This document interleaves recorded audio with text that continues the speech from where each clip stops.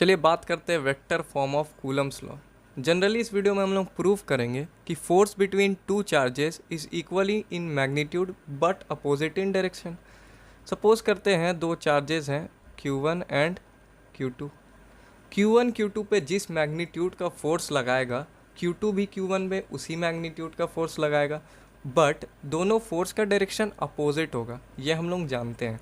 But इसको proof कैसे करेंगे, आज इस वीडियो में हम लोग vector form of Coulomb's law के थ्रू इसको प्रूफ करके चेक करेंगे। ठीक है, चलिए स्टार्ट करते हैं। Q1 Q2 पे फोर्स लगाएगा जिसको हम लोग डिनोट करेंगे force on two due to one.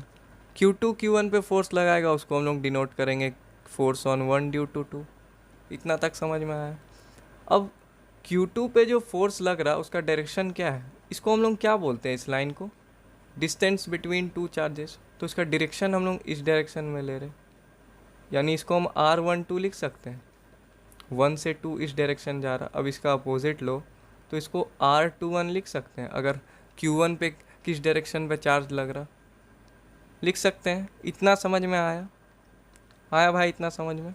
अब एक बात बताओ, कूलम्स लॉ का फॉर्मूला क्या था कि F equal to 1/4 pi epsilon naught Q1 Q2 upon R square था। फॉर्मूला था ना भाई? तो अब बताओ force on two due to one को हम लोग कैसे लिखेंगे वेक्टर फॉर्म में।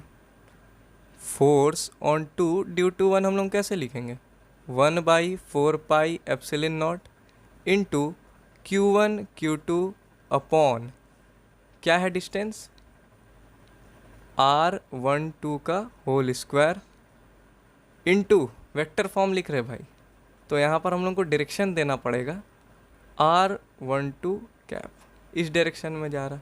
सिमिलरली अगर हम लोग लिखे force on one due to two, उसको कैसे लिखेंगे, 1/4 pi epsilon naught into Q1 Q2 upon R21 का होल स्क्वायर इंटू डायरेक्शन लिख देंगे R21 cap.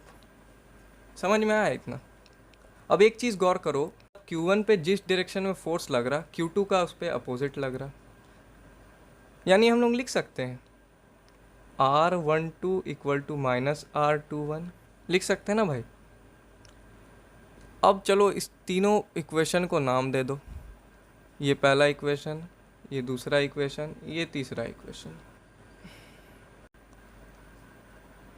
Put equation 3 in equation 1 करके देखो क्या होता है। इक्वेशन 1 लिखो, F21 equal to 1/4 pi epsilon naught into Q1 Q2 upon R12 है। हम लोग यहाँ पर क्या प्रूफ किए, R12 equal to minus of R21, but ये तो डिस्टेंस होता है, तो डिस्टेंस कभी माइनस में होगा, तो हम लोग माइनस हटा के R21 कर देंगे। इसको R12 से R21 हो गया ये, इसका होल स्क्वायर। और फिर हम लोग लिखेंगे डायरेक्शन, इसका डायरेक्शन भी तो चेंज हो जाएगा भाई, क्योंकि R12 को हम लोग प्रूफ किए हैं माइनस ऑफ R21, तो डायरेक्शन तो हो सकता है नेगेटिव, तो R21 कैप लिख सकते हैं, लिख सकते हैं भाई। इसको चलो इक्वेशन 4 दे दो, ठीक है। 1 एंड 2 दो इक्वेशन लो। एक चीज़ देख, हम लोग 1 को इक्वेशन 4 के जैसा भी बना लिए, तो हम लोग 2 एंड 4 इक्वेशन ले सकते हैं, ना 2 और 4 इक्वेशन। इक्वेशन 2 और इक्वेशन 4 ले लेंगे, क्योंकि 1 इक्वल टू 4 हम लोग कर चुके हैं, किए हैं ना भाई।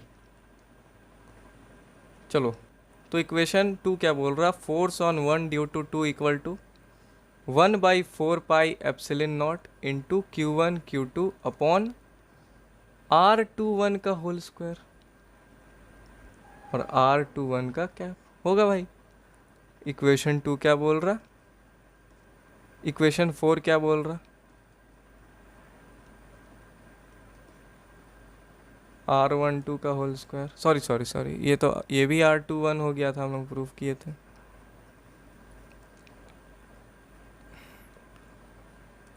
Minus R21 cap.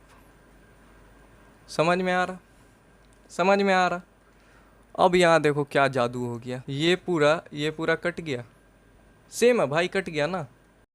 यहाँ से R21 cap equal to minus R21 cap लिख सकते हैं, होगा भाई।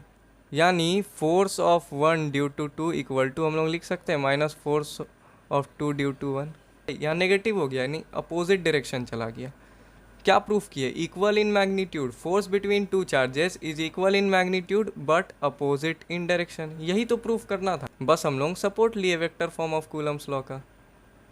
समझ में आया क्या हुआ? ये देखो, ये दो चार्ज था क्यू, ये दो चार्ज था प्लस क्यू, एक था माइनस क्यू, ठीक है।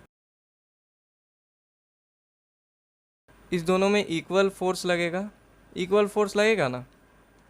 इस डायरेक्शन में जो फोर्स लगेगा वो होगा F21, इस डायरेक्शन में लगेगा F12। Force on 1 due to 2, force on 2 due to 1, बस दोनों का डायरेक्शन चेंज होगा। यही चीज़ तो हम लोगों को यहाँ प्रूफ करना था। क्लियर है?